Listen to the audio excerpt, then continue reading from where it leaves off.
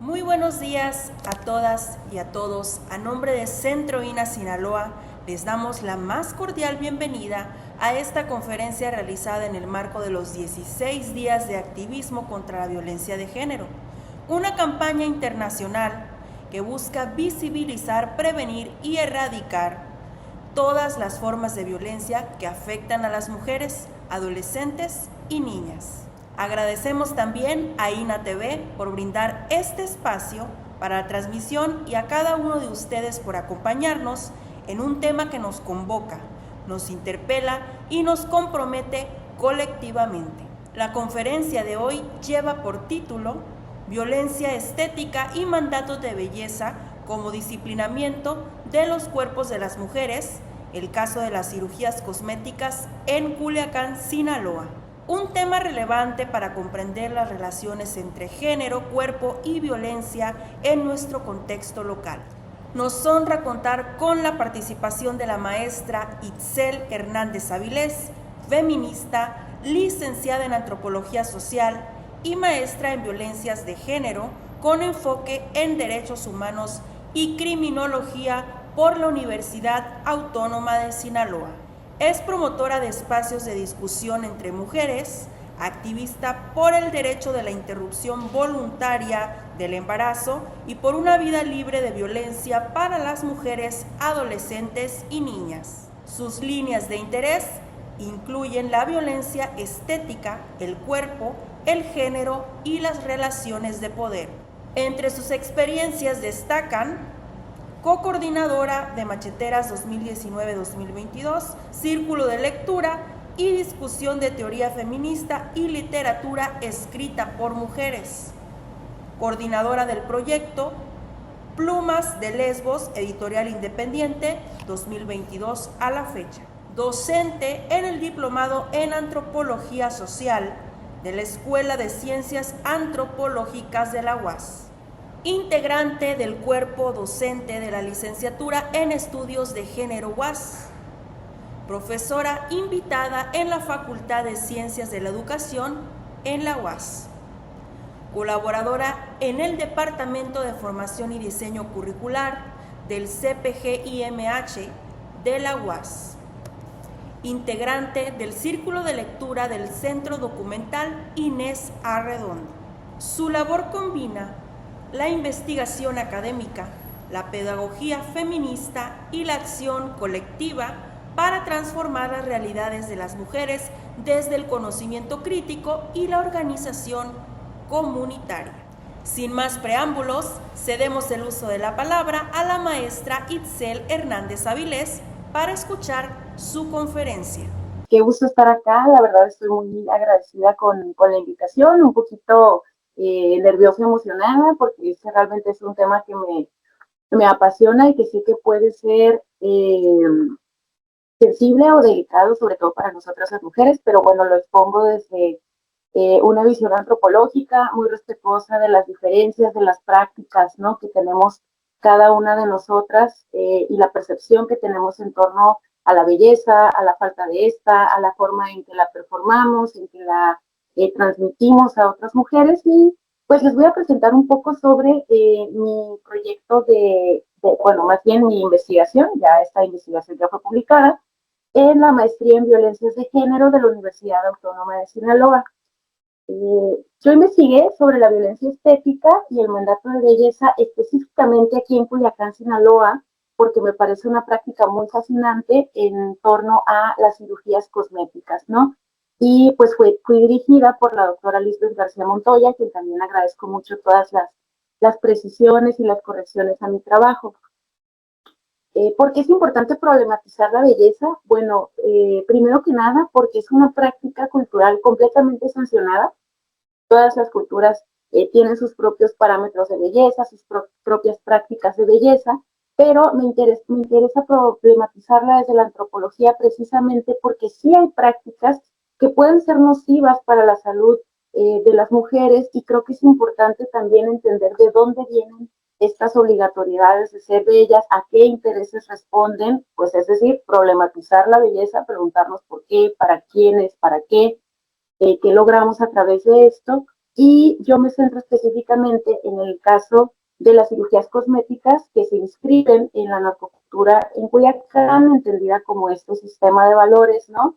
Más o menos cercano a el crimen organizado y sus prácticas culturales, pues en mi ciudad, ¿no? Yo nací, crecí y aquí nacido en Culiacán, Sinaloa, que como saben, pues vivimos un contexto de violencia generalizada, que además se ve específicamente pues contra los cuerpos de las mujeres, ¿no? Siguiendo un poquito de la idea de la maestra Rita Segato, quien trabaja estos temas en específico, pues las palabras clave de mi investigación son cuerpo, narcocultura, violencia estética e intervención social.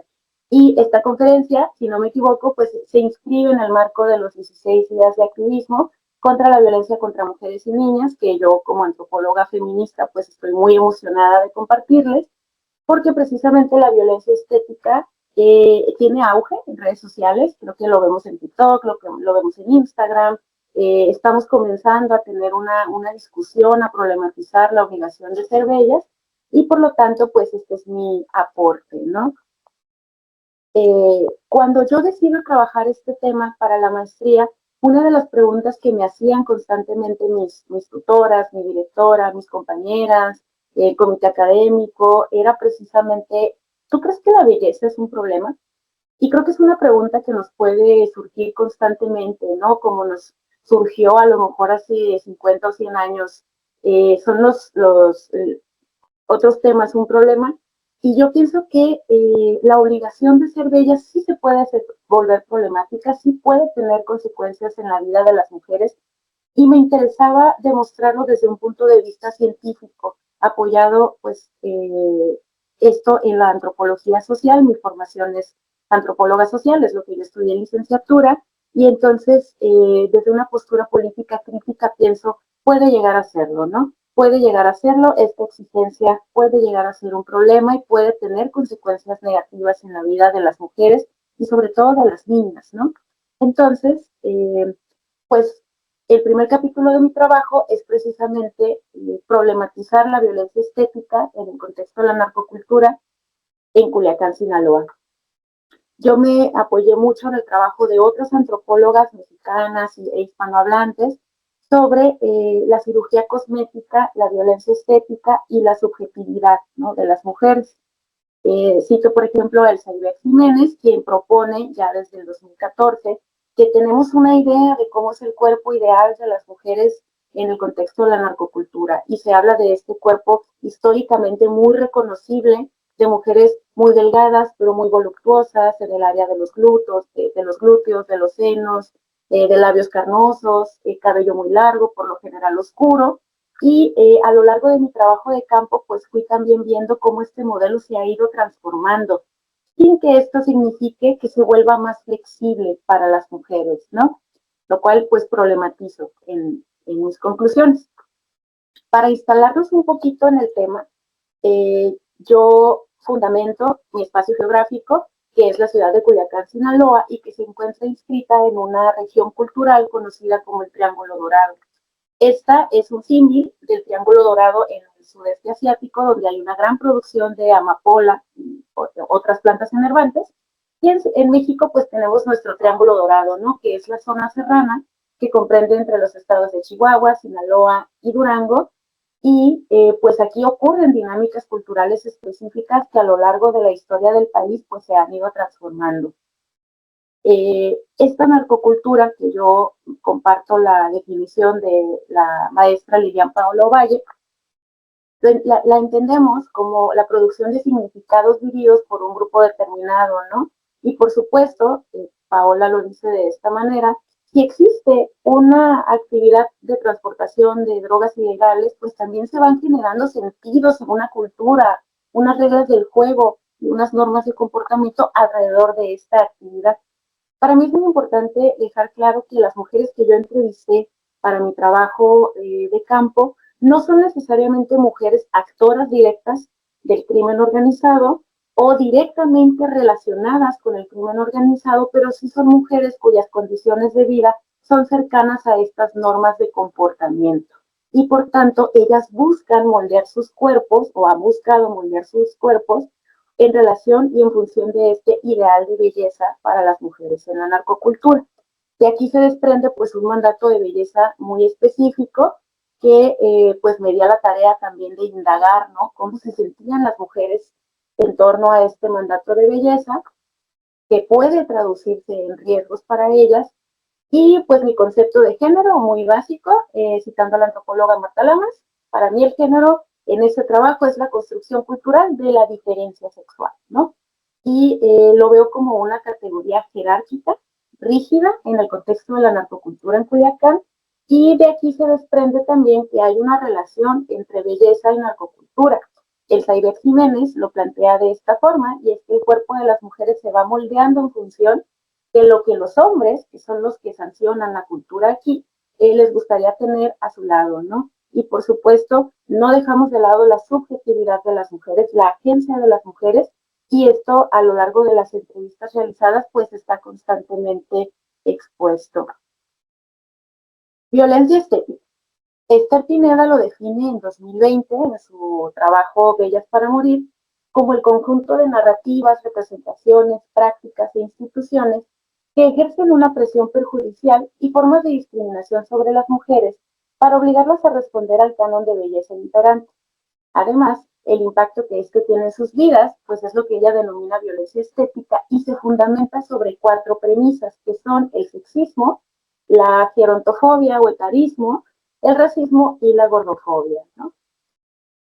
Un poquito para dar contexto a mi trabajo, dije, bueno, ¿cómo estamos en relación de belleza? ¿Cómo estamos en discriminación por imagen en México? Y me encuentro con la encuesta nacional sobre discriminación de publicación en 2022 del INEGI. Y aquí arroja datos muy interesantes. Afortunadamente el INEGI pues desagrega sus datos por sexo. Entonces, a la hora de checar la estadística en mujeres, el 24.8% de la población de mujeres entrevistadas por el INEGI declaró haber sido discriminada en los últimos 12 meses. Fíjense, casi la parte de las mujeres entrevistadas, ¿no? Y en este porcentaje, pues el 30.3% de ellas refirió haber sido discriminada por su peso o estatura, es decir, por el tamaño de su cuerpo. El 29.6%, casi la tercera parte, refiere haber vivido discriminación por su forma de vestir o su arreglo personal. Y el 23% por su edad, es decir, por ser grande o por ser muy joven, y el 10.4% por su tono de piel. Hay otras estadísticas en México que pueden enriquecer este trabajo. Yo tomé esta como un ejemplo, porque además trabajo un paradigma cualitativo, ¿no? Entonces la estadística es importante, pero a mí me interesa conocer qué tienen para decir las mujeres que se han sometido a procedimientos estéticos. Ahora, ¿cuál es el objetivo de mi investigación? Pues analizar las condiciones materiales y simbólicas que constituyen el mandato de belleza para las mujeres en Culiacán, Sinaloa. Yo me concentré en el rango de los 18 a los 45 años de edad para tener un poquito como de idea desde mujeres jóvenes hasta mujeres de mediana edad que se hubieran realizado cirugías como rinoplastia, bichectomía, aumento de labios, pómulos, aumento de senos, aumento de glúteos, liposucción o lipoescultura, entre otras. Y estos procedimientos hayan sido, eso es muy importante, es uno de los criterios de inclusión, realizados para cumplir con los cánones de belleza de las mujeres en la narcocultura en Culiacán, ¿no? Para obtener lo que se le conoce coloquialmente aquí como el cuerpo culichi, ¿no? El cuerpo ideal. Ahora, bueno, estos son algunos de mis objetivos específicos, me los voy a saltar. Y para mi fundamentación teórica, yo me baso en los trabajos, por ejemplo, pues de Naomi Wolf, ¿no? Con el mito de la belleza, en que ella dice, pues las mujeres deben aspirar a personificar la belleza y los hombres a poseer mujeres que la personifiquen. Naomi Wolf conceptualiza la belleza como un imperativo para las mujeres y no para los hombres.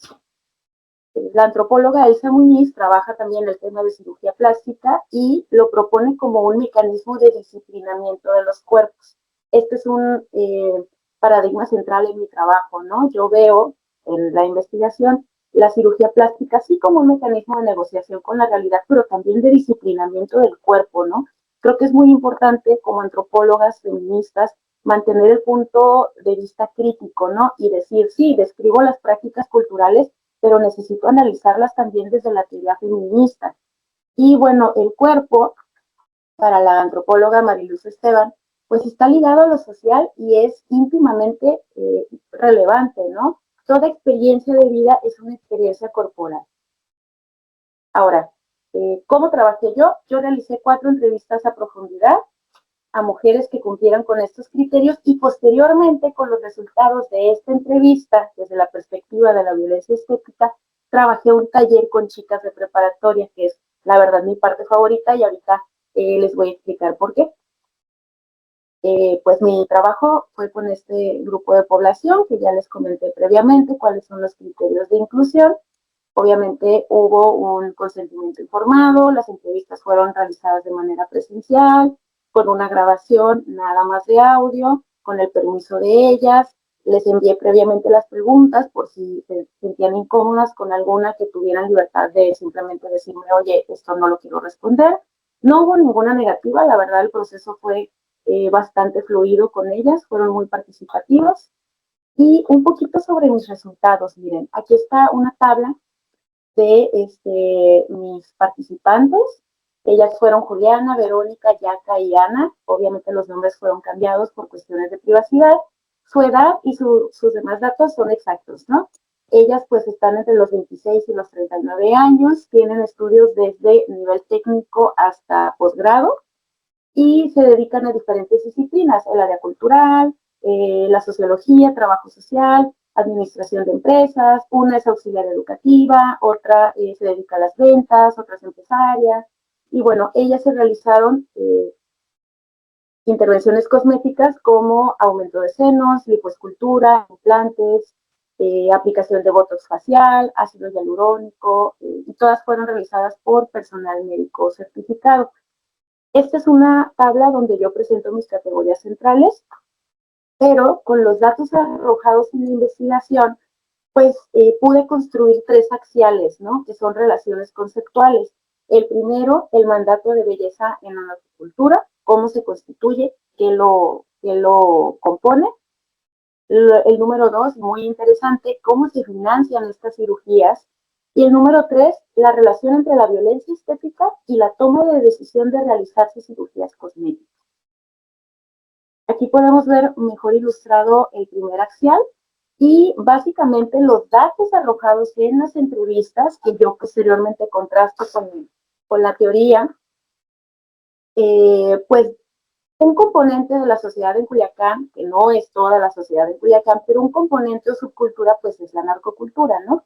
Y de esta narcocultura se desprende un mandato de belleza específico que mediante su entrecruzamiento con formas de violencia estética construye un cuerpo ideal al que las mujeres debemos aspirar. Por otra parte, también aquí, pues como parte de la sociedad, influye la opinión de la familia y del personal médico. En las entrevistas, pues fue evidente que en sus discursos presentan nociones de racismo, de gordofobia, de gerontofobia y de misoginia, que vemos que son además casualmente los 4 ejes de la violencia estética que trabaja Esther Pineda. Yo rescato un poco de las citas que ellas me compartieron, del discurso que ellas compartieron.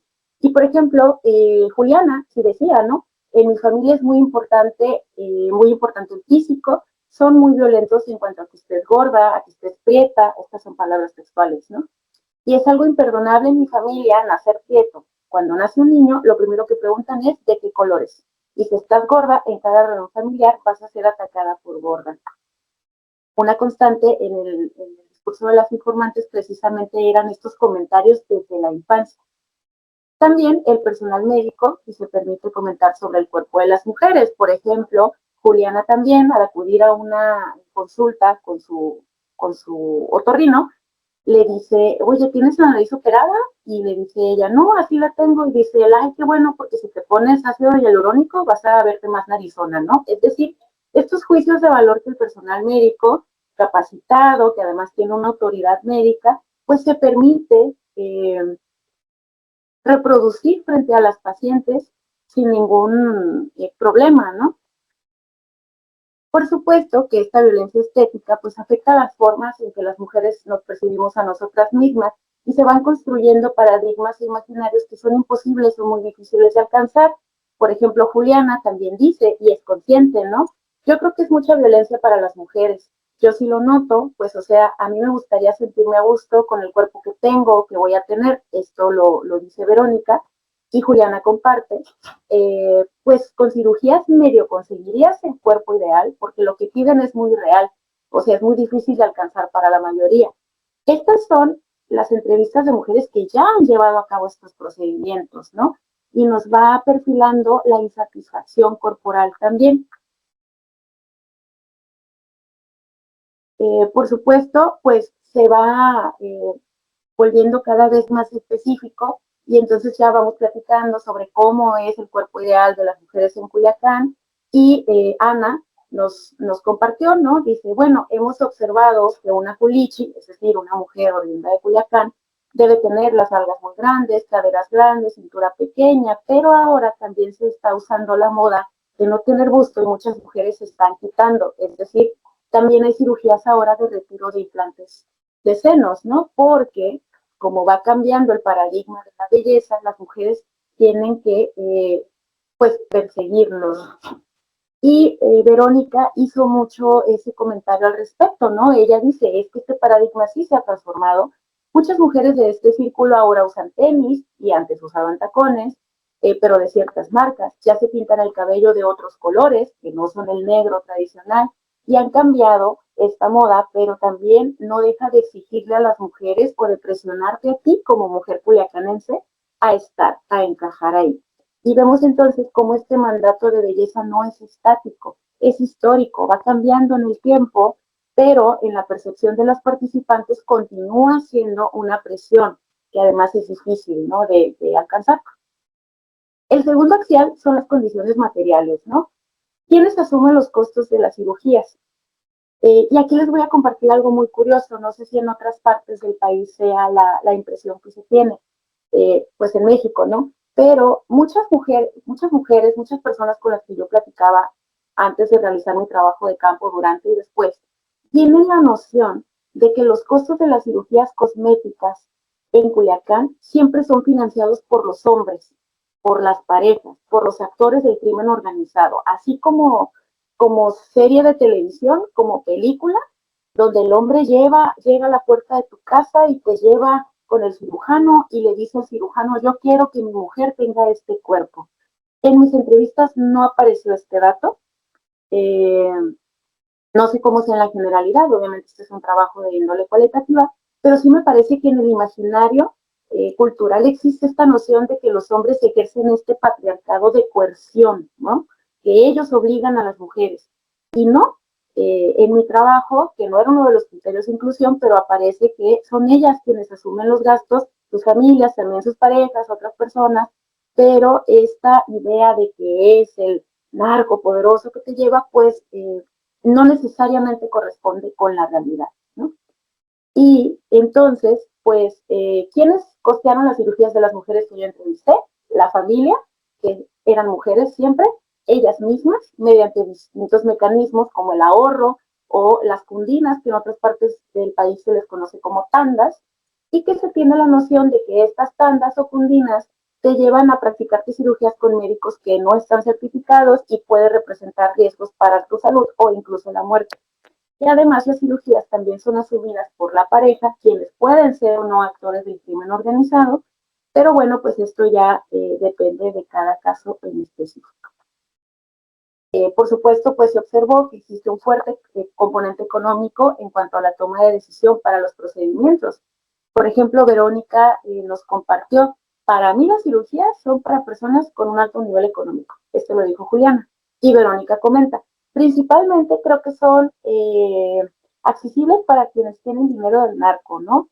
Porque la élite, por otra parte, se concentra en otras cosas, invierte en negocios. Esa es una noción, ¿no? Que se tiene. También, por supuesto, es importante mencionar el tema de las familiares. Esto me pareció un dato muy, muy interesante. En el caso de Ana, el implante de mentón que ella se realizó se lo regaló su hermana por su cumpleaños.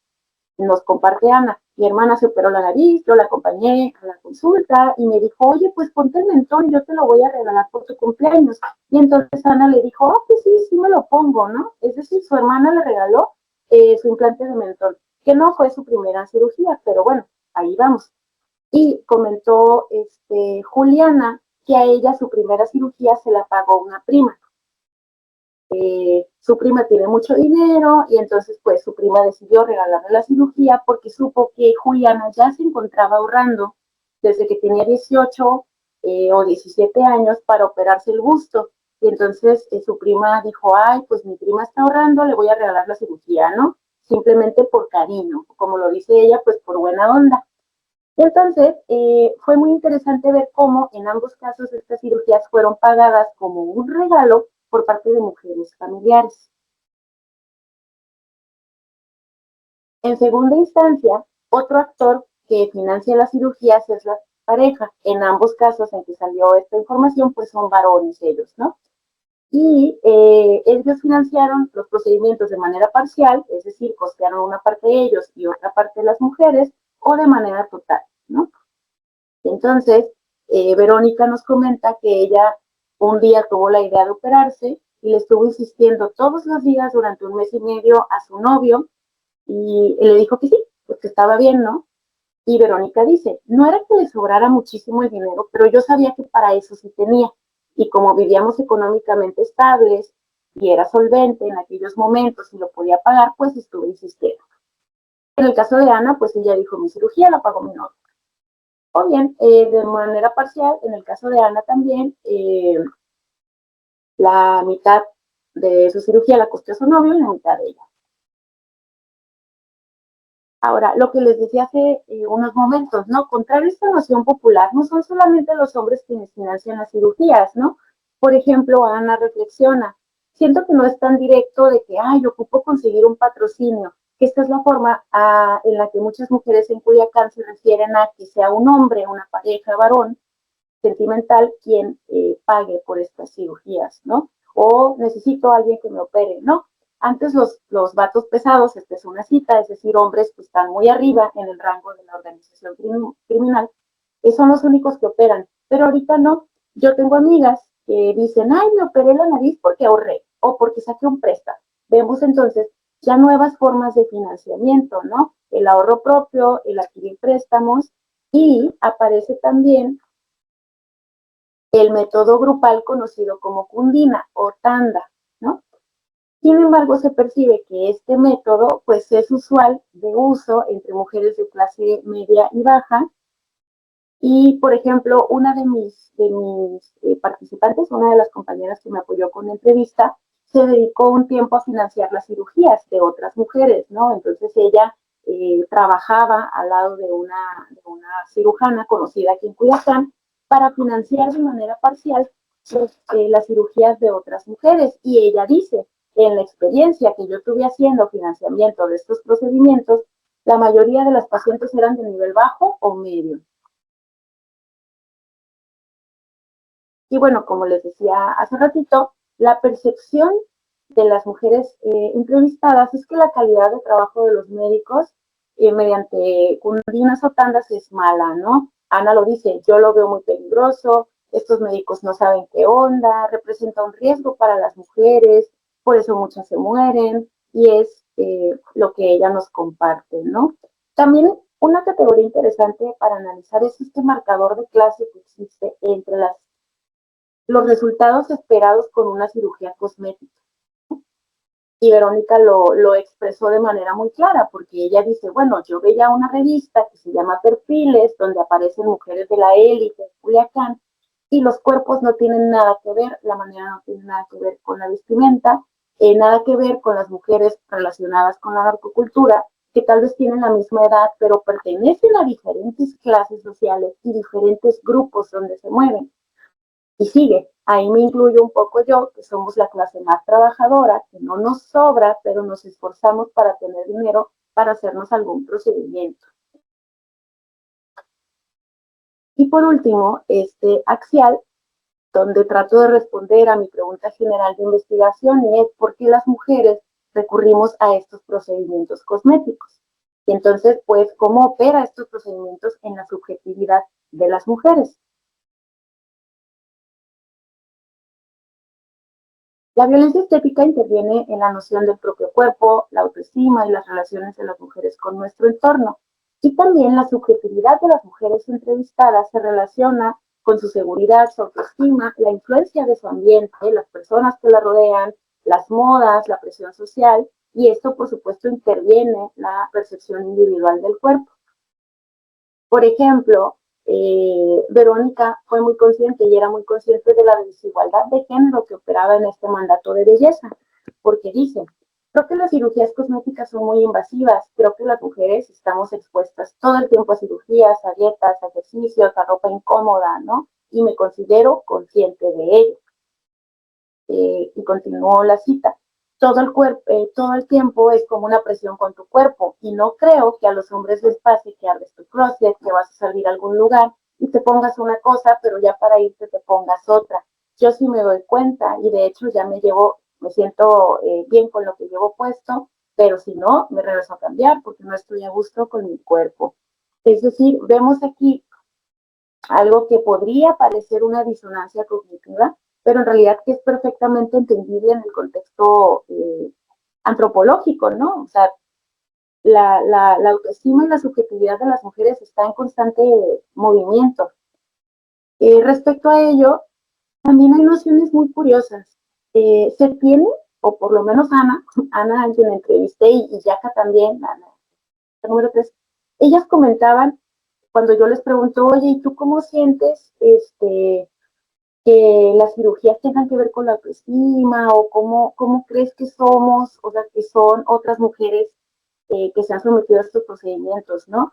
Y por ejemplo, Ana dijo, aquí en Culiacán las mujeres son muy problemáticas, son muy inseguras, por más que veas a una mujer muy operada, la mayoría son muy inseguras y es por esto que están operadas, ¿no? Entonces ella plantea que las otras mujeres que se han sometido a estos procedimientos lo hacen por inseguridad con su cuerpo.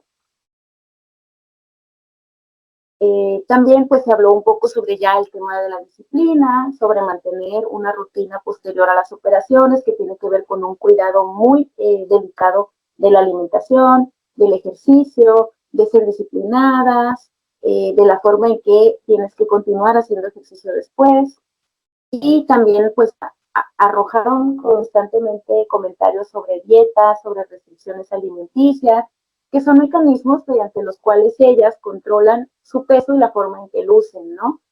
Juliana se ha sometido a dietas para bajar, para aumentar de peso, Verónica también, de hecho, pues iba a tener un evento social próximo a nuestra entrevista y también me comentó, es que yo, me voy a matar de hambre durante este mes para bajar un poco y desinflamarme y así me voy a sentir más cómoda. Yaka, por su parte, comentó que pues una persona que no cumple con las medidas perfectas no pasa nada, pero si además tú te percatas que esta persona no se cuida, no tiene cuidado con lo que come, no se peina, no se preocupa por cómo se ve, se ha muerto en vida, ¿no? Terminantemente. Así. Y por supuesto, pues constantemente me platicaban sobre la necesidad de sentirse cómodas, ¿no? Como yo me quisiera sentir cómoda como me veo, por ejemplo, decía Verónica, me gustaría no sentir esta presión, que no me importara mi aspecto, pero no puedo que no me importe.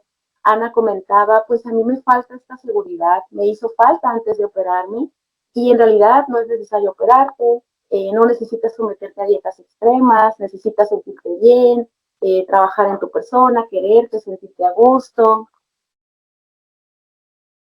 Y pues claro, ya operan aquí factores de inseguridad corporal, pero también económicos, ¿no?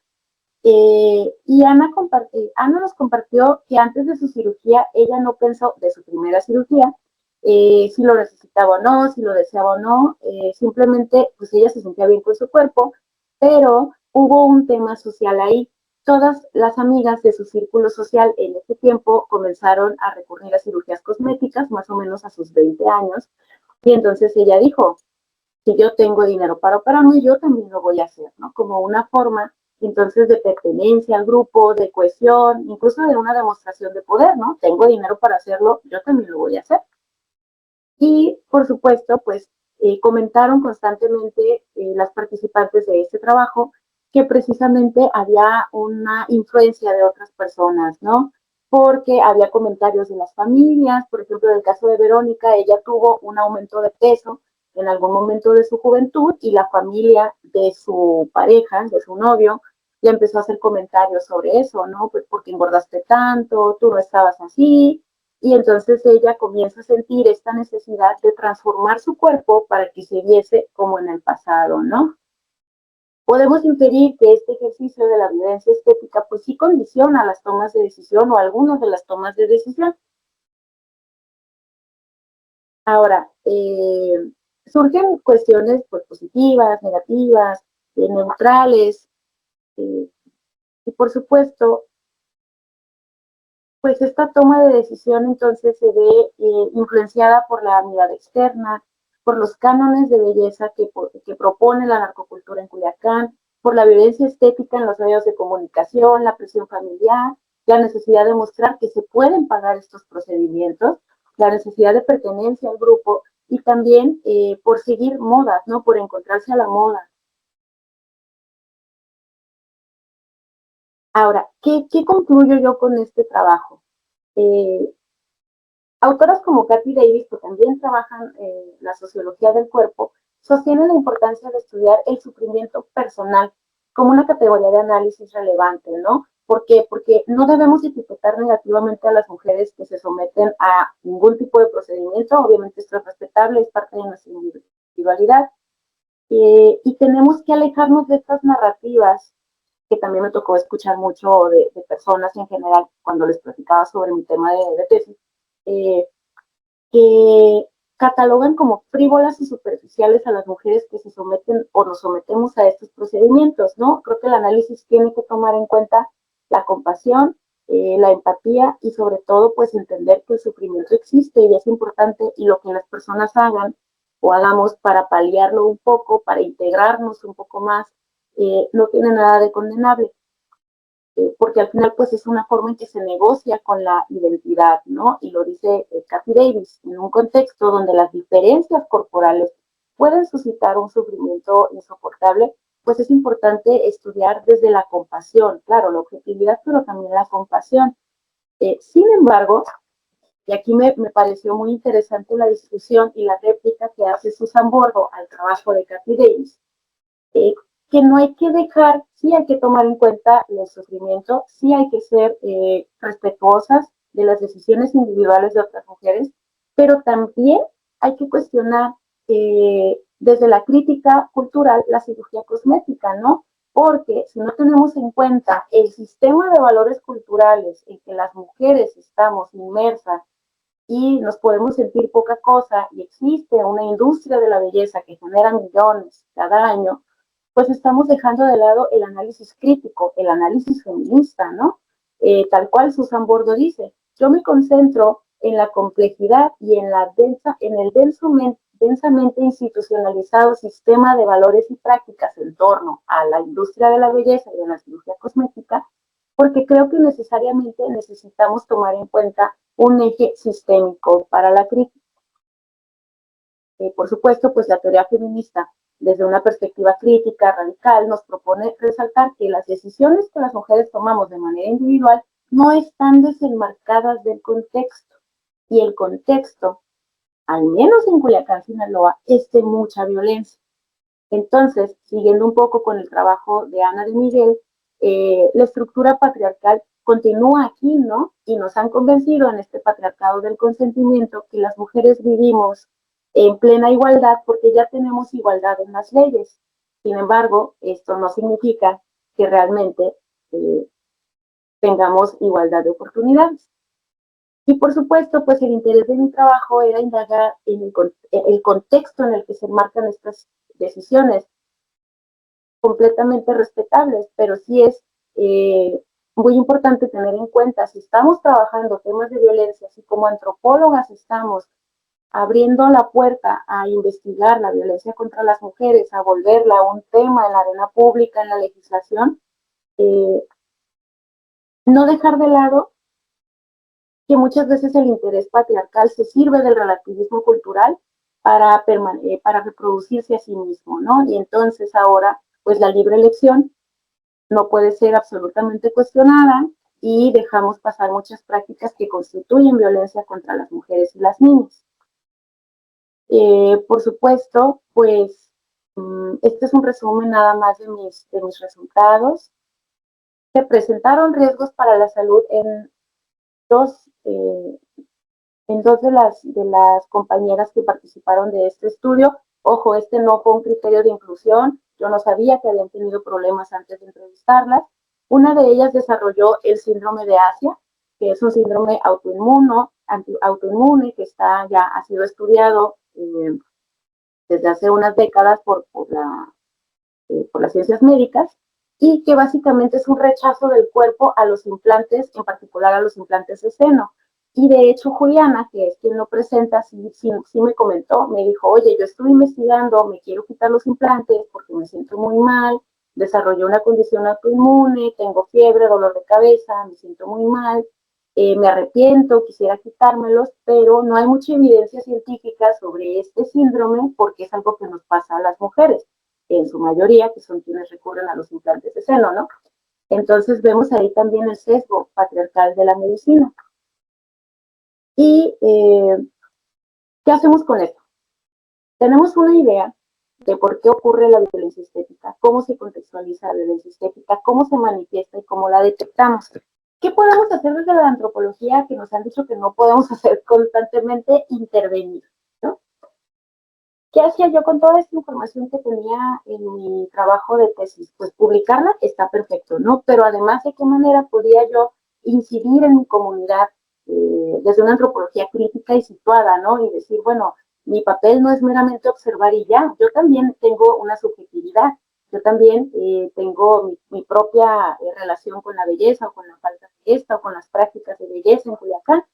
Y entonces tomé todos estos resultados, les eché una buena leída y pensé, ¿de qué manera puedo intervenir para lograr al menos que las chicas con las que yo trabajo esta intervención tengan las herramientas para detectar la violencia estética, y si ya la detectan, de qué manera pueden, pues ahora sí que realizar control de daños, ¿no? Que estos discursos que hay allá afuera no las afecten tanto, o que ellas puedan ser críticas de estos discursos. Y surgió algo muy bonito, que es un taller de escritura que propuse para realizar con estudiantes chicas, por supuesto, de preparatoria aquí en Culiacán, Sinaloa. Y les voy a contar un poco, ya esta sería pues la última parte de mi exposición, pero es la que más me gusta, la verdad. En estos resultados, pues se observaron de mi investigación con las compañeras entrevistadas factores de toma de decisión para la intervención quirúrgica, ¿no?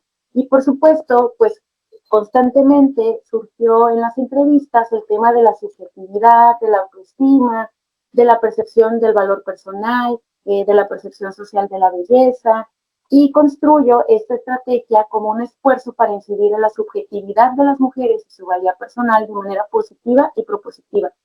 Y entonces, pues propongo este taller donde, mediante el ejercicio creativo de la escritura, que es algo que a mí en lo personal me gusta mucho, pues abrimos el cuestionamiento del entorno cultural y del mandato de belleza en Culiacán. ¿Por qué trabajé con chicas de prepa? Porque yo trabajo en la Universidad Autónoma de Sinaloa y podía acceder a compañeras, pues a trabajar con compañeras de preparatoria, que son el nivel de edad más bajo que maneja la universidad. Nuestra universidad cuenta con escuelas preparatorias y dije yo, bueno, también tiene que ser viable. Yo quisiera trabajar en una primaria con niñas, ¿no? Pero si puedo trabajar en preparatoria, está perfecto. Y entonces, pues el objetivo de este taller fue, ahora sí que muy ambicioso, de plano, transformar en los adolescentes asistentes la percepción que liga directamente belleza con autoestima, autoimagen y valor personal. Ya después me di cuenta que fue muy ambicioso pensar en transformar, pero sí abrimos la discusión. Y este contexto de implementación pues fue la preparatoria Doctor Salvador Allende de la Universidad Autónoma de Sinaloa, aquí en la ciudad de Culiacán, Sinaloa, y pues se planteó como un taller de escritura autobiográfica en el que ellas exploraran temas como su mundo interior, sus intereses literarios, su plan de vida, autoconcepto, autoestima y otras herramientas con las que ellas enfrentan los mandatos culturales de belleza en Culiacán por supuesto desde una visión creativa y lúdica. Entonces, pues aquí está un cartel, miren qué bonito. Realicé un cartel para la promoción del evento. Sí tuvimos buena asistencia, iniciaron 15 chicas, culminamos creo que 6 o 7 chicas, por distintas cuestiones académicas y de tiempo, pero realmente fue muy bonita la experiencia, ¿no? Se dio a lo largo de, inicialmente iban a ser 3 sesiones, terminamos haciendo 4 porque las chicas pidieron una sesión extra como para ampliar el cierre, y honestamente fue muy bonito, ¿no? Obviamente una actividad gratuita, y esta fue realizada pues mediante el apoyo, ¿no? De la beca de posgrado de la Secretaría de Ciencia y Tecnología y Humanidades, y agradecer nuevamente pues el apoyo a la maestra Adriana Costa Rosas, que ella nos apoyó con todas las gestiones al interior de la preparatoria. ¿Qué retos vivimos? Bueno, primero que nada, como ustedes saben, las ciudades de Culiacán, Sinaloa y el estado de Sinaloa en general hemos estado viviendo una situación de seguridad muy complicada desde hace unos años, pero que ha tenido una alza relevante desde septiembre del año pasado hasta la fecha, que estamos ya en noviembre de 2025. Y obviamente por situaciones de violencia, la planeación del taller a veces tuvo que ser flexible, ¿no? Eh, por ejemplo, como las y los estudiantes de preparatoria están saliendo un poco más temprano de sus escuelas para no regresar tan tarde a sus casas por la situación de seguridad, no me pudieron facilitar el espacio más de una hora cada día, ¿no? Inicialmente las sesiones eran de 9 a 11 horas, pues se reprogramaron, se hicieron de 9 a 10, y obviamente ajustar este horario implica ajustar los contenidos del taller. Otro reto que vivimos, pues reprogramar la tercera y la última sesión que inicialmente íbamos a llevar a cabo el viernes 28 de marzo, porque yo llego el viernes 28 a la preparatoria y no había nadie. Estaba el personal que trabaja ahí, estaban las maestras, estaban los maestros, pero no había estudiantes casi. Entonces yo al acercarme a preguntar a mi enlace, a la maestra Diana, qué pasaba, me comentó que por hechos de alto impacto la tarde anterior, pues las personas habían decidido no enviar a sus chicas y chicos a prepa, ¿no? Entonces no se iba a poder realizar la actividad. Yo obviamente le solicité que me diera el espacio para reprogramar esa última sesión el lunes siguiente. Así se realizó, afortunadamente las chicas asistieron, pero también nos dimos cuenta, y este es otro de los retos que enfrentamos, que no nos alcanzó el tiempo para terminar de compartir lo que hicimos, porque lo que yo quería con este taller que le propuse a las chicas y tuvo muy buena recepción, fue que con todo lo aprendido en el taller trabajáramos algo con nuestras manos y realizáramos un libro cada una, es decir, un fanzine, ¿no? O una fanzina. Entonces, miren qué bonito. Aquí estamos trabajando la primera dinámica con un estambre, nos presentamos, hablamos de nuestras habilidades, qué nos gustaba hacer con nuestras cuerpas. Luego la segunda sesión fue un poquito más teórica. Les platiqué de estas premisas de la violencia estética según Esther Pineda. Realizamos una lista de temas que queríamos trabajar en la sesión, que es la lámina en la fotografía de abajo a la izquierda. La sugerencia de temas fue sugerencia de las estudiantes, las fui escribiendo conforme ellas las planteaban, y al final podemos ver que en la tercera sesión, abajo a la derecha, en las fotografías, ya estamos trabajando en las fanzinas, ¿no? Que son este formato de libro contracultural que me encanta, que pues es agarrar papel para reciclar, hilo, plumones, agujas, llevé mi máquina de escribir, tijeras, pegamento, todos los elementos que me fuera posible reunir para trabajar con las chicas y que ellas hicieran sus propios libros donde hablaran de la belleza, ¿no? En positivo, en negativo, en neutral, no importa, pero que hablaran de estas cuestiones en su contexto. Y aquí podemos ver un poquito más de las fotos, llevamos sellos también, stickers. ¿Y qué resultados tuvimos? Pues aquí están enlistados algunos de los temas que se trabajaron en las fanzinas. Por ejemplo, y las chicas de preparatoria pues tienen entre 14 y 15 a 17 y 18 años, ¿no? Y ellas, entre los temas que expusieron, pues fue lo difícil que es considerarte bonita y notar cómo te tratan, dependiendo cómo te ves, cómo las chicas llegamos a sentirnos menos por un comentario, la lucha diaria que vivimos las mujeres para encajar en los estándares de la sociedad, cómo nos lastimamos entre nosotras al competir por ser la más bonita, lo que pensamos cuando nos arreglamos, es decir, cuando pues, recurrimos a prácticas de embellecimiento, cómo me siento cuando escucho comentarios negativos sobre mi aspecto, mi opinión personal sobre la belleza, cómo está normalizado que las mujeres siempre debemos ser bellas, el tiempo que nos toma, la serie de prácticas de belleza a las que recurrimos y la capacidad y fuerza de las mujeres, ¿no? Yo no sugerí ningún tema, todos fueron sugerencias de ellas, nada más les di como el, el, el tema detonador que fue vamos a hablar de la belleza y esto fue lo que ellas construyeron, ¿no? Miren, les tengo unas fotos, estas son algunas de las fanzinas que las chicas realizaron. Por motivos de privacidad no les tengo fotos del interior, porque son los temas pues, personales que ellas trabajaron, pero hubo de todo, hubo risas, lágrimas y muy bonita convivencia, la verdad fue un espacio muy hermoso. Aquí estamos ya las que finalizamos el taller, ya las que concluimos. Aquí me acompañó la escritora Lluvia Méndez, ella es de Tijuana y pues tiene mucho.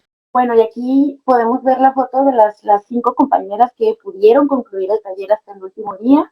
Les digo, la cuarta sesión fue porque ellas lo pidieron, ellas quisieron, profe, hay que hacer un cierre, profe, hay que, decía profe, ¿no? Hay que enseñarnos nuestras cantinas, y luego se acercaban conmigo y me decían, mire, yo hice esto, eh, fue muy hermoso. Yo realmente no les requerí en ningún momento ver el contenido de sus trabajos, porque pues, sé que son temas muy personales. Todas me lo quisieron compartir, intercambiaban ideas entre ellas. La verdad fue bien bonito, ¿no? Y bueno, aquí tenemos a la maestra Adriana Acosta, que nos apoyó, es la de blusa azul allá atrás, que de verdad sin ella no hubiera sido posible este taller, gracias a ella fue posible este taller. Y de Rosa, yo estoy en el centro de Rosa, está la escritora Lluvia Méndez, ella es de Tijuana y pues me apoyé en su experiencia como tallerista en espacios exclusivos de mujeres para trabajar este tema. Traté de evaluar un poquito cómo nos había ido a las chicas y a mí, y entonces les pregunté en una dinámica ya de cierre, ¿consideras que cambió tu percepción sobre sobre la belleza de las mujeres con este taller y de qué manera? 3 de ellas me dijeron sí, visualicé más el valor que tengo, cambió mi manera de pensar la belleza, la forma en que tal vez la tengo idealizada. Sí, creo que al mismo tiempo el concepto se puede expandir. eh, una de ellas me respondió, pues me ayudó a reforzar mi pensar, o sea, ella ya tenía nociones sobre la violencia estética y tal, y una de ellas me gustó mucho que me respondió que no, me dijo no, mi percepción no cambió porque yo siempre supe que todas las mujeres eran bellas, lo que cambiaba en mi perspectiva eran los comportamientos. Entonces, como, digamos, como apunte, me pareció muy interesante a la hora de evaluar si el taller fue efectivo o no fue efectivo, pues ver que obviamente yo como investigadora, como tallerista, como proyectista, llego con una idea, ¿no? Claro, trato de llegar lo menos sesgada posible, pero yo llego pensando, bueno, les voy a enseñar a estas chicas el concepto de violencia estética para que estén alertas y no lo reproduzcan. Y claro que no, ¿no? O sea, las chicas ya tenían sus propios cuestionamientos sobre la belleza obligatoria, no conocían el concepto violencia estética como tal, pero por supuesto que conocían la definición y la habían experimentado en sus vidas cotidianas, ¿no? Por lo tanto, el taller, más que un espacio para abrir la discusión por primera vez, fue un espacio donde pudimos ampliarla porque las chicas ya manifestaban estas inquietudes. Y entonces podemos asumir que tal vez esto se relaciona, y ahí sí es importante acotar, que las chicas que acudieron al taller, ninguna fue obligada, hasta donde yo sé, fue totalmente voluntario, pero todas pertenecían a un grupo de lectura, que es una de las actividades de taller extracurricular que tiene la preparatoria Salvador Allende, tiene talleres de lectura que son mixtos, y ellas decidieron unirse al taller, tal vez porque vieron que era de escritura o se alineaba con sus intereses, pero sería interesante proyectar este taller, reproducirlo con otro tipo de población estudiantil, ¿no? Con chicas que tengan intereses que no necesariamente sean literarios, o tener acercamientos, de ser posible, con nivel primaria, con nivel secundaria, donde las niñas se encuentran en otro estadio de sus procesos de adquisición de valores culturales en su entorno, ¿no? Que sabemos que es el fenómeno de la aculturación. Y bueno, pues para mí fue súper bonita esa experiencia, me gustó mucho como antropóloga vivir, creo que por primera vez la experiencia de intervenir en la comunidad. Y cierro mi presentación con esta cita que creo que engloba mi postura política como investigadora y como feminista, que es de la maestra Celia Amorós. El feminismo y por ende las feministas no cuestionan las decisiones individuales de una mujer, sino las razones que las obligan a tomarlas. Si conceptualizamos mal, politizamos mal. De la maestra Celia Amorós, pues por mi parte esto sería un poco de la conceptualización de violencia estética que he venido trabajando y pues les agradezco mucho su escucha atenta. Muchas gracias. Agradecemos profundamente a la maestra Itzel Hernández Avilés por su tiempo, su claridad y sus reflexiones, que nos permiten reconocer otras formas de violencia muchas veces normalizadas en nuestra vida cotidiana. Invitamos al público a seguir las redes sociales del Centro INA Sinaloa y de INA TV, donde podrán consultar la programación de nuestras próximas actividades. En nombre del Centro INA Sinaloa, agradecemos su presencia y atención. Les deseamos un excelente día.